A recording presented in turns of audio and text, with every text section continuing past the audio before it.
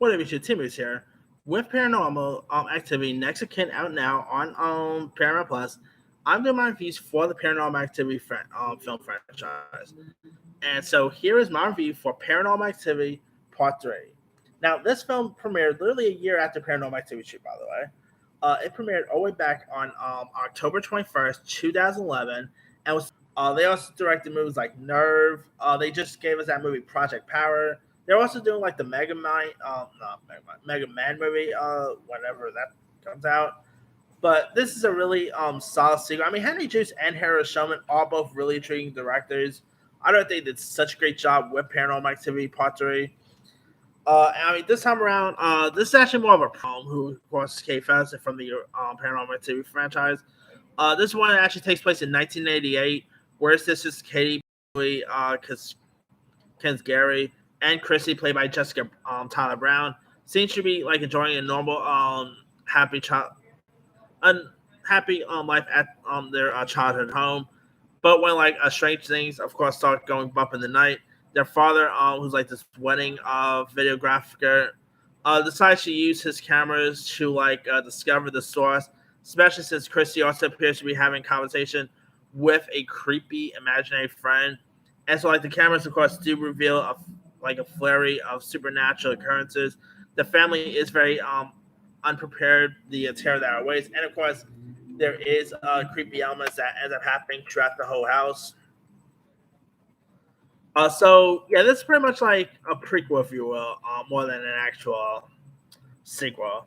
But I mean, it of course also takes place in March of 2005, where Katie delivers like a box of old tapes to her pregnant sister Chrissy, and of course, they end up seeing like old VHS footage that was filmed in 1988, and makes up for the rest of the film, where like we do see the young Katie and Chrissy, who are living with their mother, Julie, and her boyfriend Dennis. Uh, and so like Dennis also notices that Chrissy's imaginary friend Toby appearing like pretty much appeared every time, and then strange things have been happening around the house. And so like there's also an earthquake in the couple's bedroom, and they also know it's like an invisible figure in the footage. I mean, this thing, like the demon also even harms Katie until like Chrissy ends up agreeing to do what it asks for. And so like she asks her mother to take them to her grandmother's Lois's house in Moore Park, California. And so like Julie, of course, pretty much agrees to encounter frightening activity herself. And so like one at 1 a.m. In Moore Park, Julie and Dennis are also pretty much awoken by loud disturbances, and Julie, of course, goes to investigate. So yeah, this thing gets pretty creepy throughout.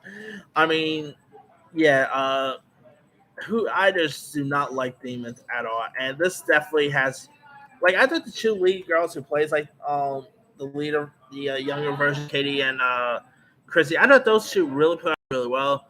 You could definitely buy them as sisters. It was also pretty cool to see like a grown up Kate Fellis, and like she's really good in these Paranormal Activity franchises. I mean, she literally pretty much plays like a version of herself, really. And the lead girl, like the two young girls in this, really were terrific. Uh, the one who plays like Chrissy, Sabra Gray, I think her name is. She's also really terrific. This movie definitely is, has some really cool jump scares. It definitely has a bit of like a Blair Witch feel to it here.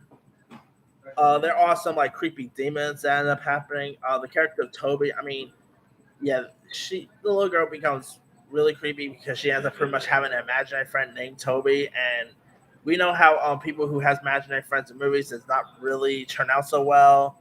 Uh,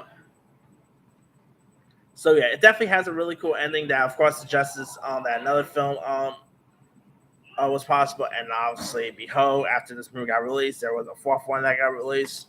So yeah, I mean, it's definitely really decent prequel, if you will. It's the found footage aspect is really intriguing.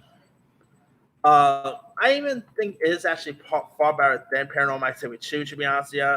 It's a really, I mean, I remember watching this one in theaters, really having like an interesting time with it.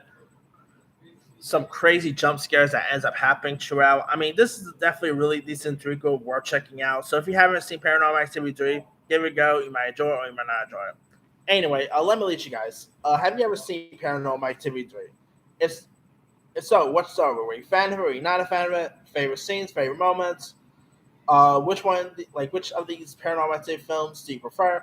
Drop comments below. Don't forget to like, subscribe, hit that bell for more notifications. This is Simmer signing out.